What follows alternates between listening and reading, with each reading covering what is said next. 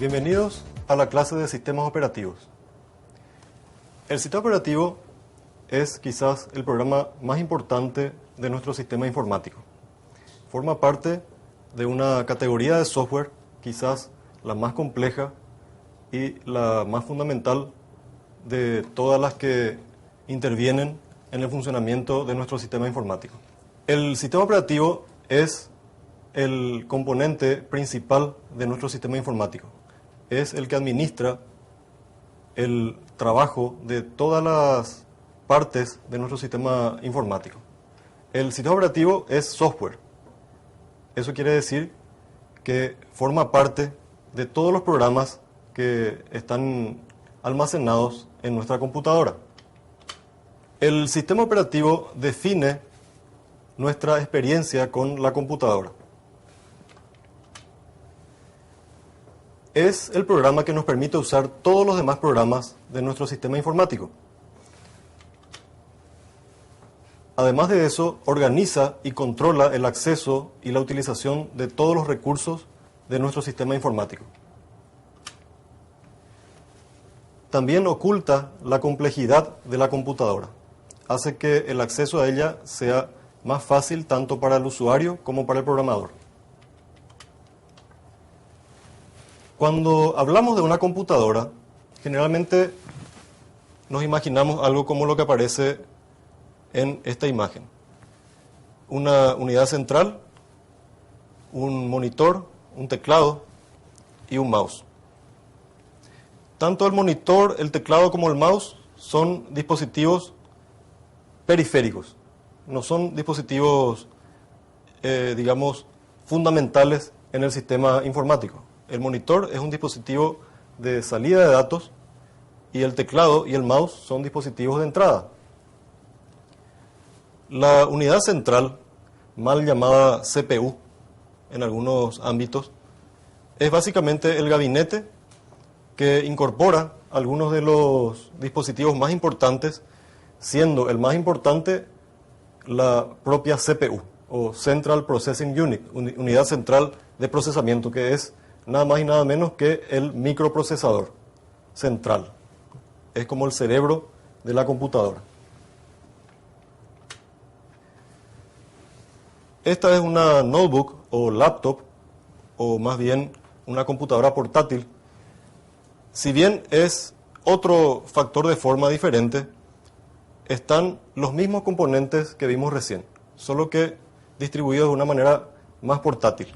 Está el dispositivo de salida de datos principal, que es la pantalla, el teclado, el dispositivo señalador, y la unidad central estaría por debajo del teclado. Están algunos dispositivos de almacenamiento óptico, ranuras de memoria, etc. Pero debajo de la cubierta que recubre a una típica computadora de escritorio, encontramos una gran cantidad de dispositivos, cada uno de ellos dispuesto de una manera particular. Encontramos, por ejemplo, los dispositivos de almacenamiento masivo, como el disco duro, las ranuras de memoria, los ventiladores que mantienen una temperatura estable dentro del equipo, el procesador central con un disipador, los demás microprocesadores que controlan otros dispositivos de entrada y salida, etc. Esta es una placa madre básica, típica. Aquí tenemos el slot o el zócalo donde se coloca el microprocesador principal. Aquí están las ranuras para la memoria. Estas son las conexiones para los dispositivos de almacenamiento masivo o discos duros y grabadores de CDs o DVDs. Estas son las ranuras de expansión. Por aquí tenemos las conexiones a los dispositivos de entrada y salida, que vamos a ver más adelante con mayor detalle. La computadora en sí, entonces, es un conjunto de microcomponentes que están interconectados por lo que se llaman buses o sistemas de comunicación internos. ¿Qué distingue a una computadora de los demás dispositivos electrónicos? ¿Qué sería diferente en una computadora si la comparamos con un celular, por ejemplo, o con un microondas o con cualquier otro dispositivo electrónico doméstico? Lo que le distingue a nuestra computadora de todos esos demás dispositivos es lo que se llama como programabilidad. La programabilidad es la capacidad que tiene la computadora de ser programable, es decir, de cambiar el cometido que se le dio al equipo en base a modificaciones en un programa. Los programas, como seguramente sabemos, vienen disponibles en diversos tipos de soportes, algunos ópticos como por ejemplo el CD,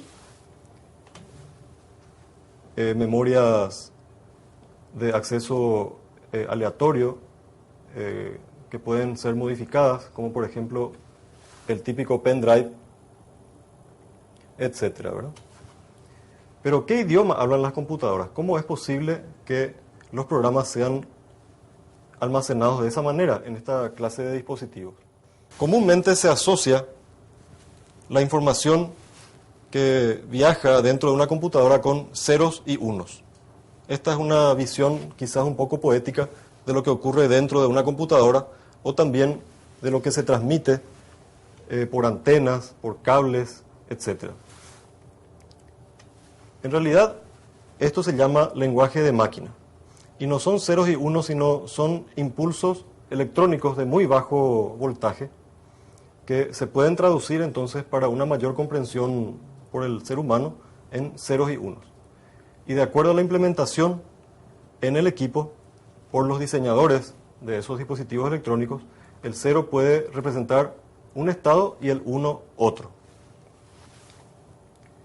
Esta combinación de ceros y unos o de pequeños voltajes, pequeños impulsos electrónicos que viajan por todos los componentes de nuestro equipo, es lo que se conoce como lenguaje de máquina y más bien es un conjunto de instrucciones primitivas, un conjunto de instrucciones muy sencillo, que por ejemplo hacen cosas muy simples como por ejemplo mover datos de una posición de memoria a otra, o incrementar el valor de un registro, o decrementar el valor de un registro, o copiar el valor de un registro a otro, etc. ¿verdad?